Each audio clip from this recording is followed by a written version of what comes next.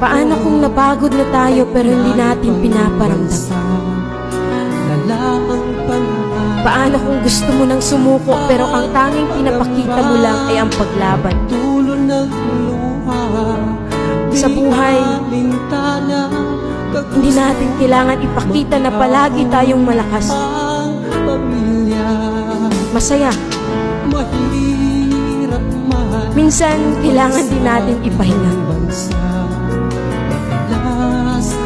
Ilabas ang bawat pagod at salita. Maraming hindi nakakaintindi. Pero ito, andito tayo sa realidad na kung saan tinatago natin ang sakit na nararamdaman.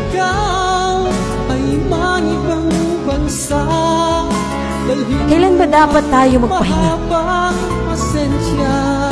At kailan sabihin na ayaw ko na? Kasi maraming pagkakataon na ang sarap bumalik sa umpisa.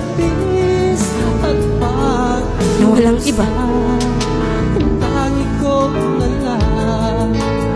Ang sarap mabuhay. Pero ang hirap mapagod.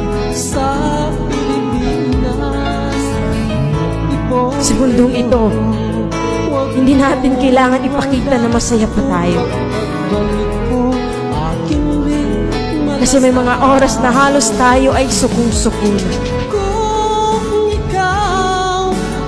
May mga panahong ayaw mo na, pero pilit mong iniiwasan. Kasi ikaw lang ang mag-isa. Mag-isang dinadala ang sakit na dadarama. Alam mo yung pakiramdam na walang-wala ka na. Wala ka nang masabi. Dahil pagod ka na sa paulit-ulit na sakit. Yung parang ayaw mo na. Napapagod tayo hindi dahil mahina. Napapagod kasi nangangarap at patuloy na lumalaban sa buhay. Kung ikaw ay manibang bansa, dalhin mo ang mahabang pasensya. Pagkat di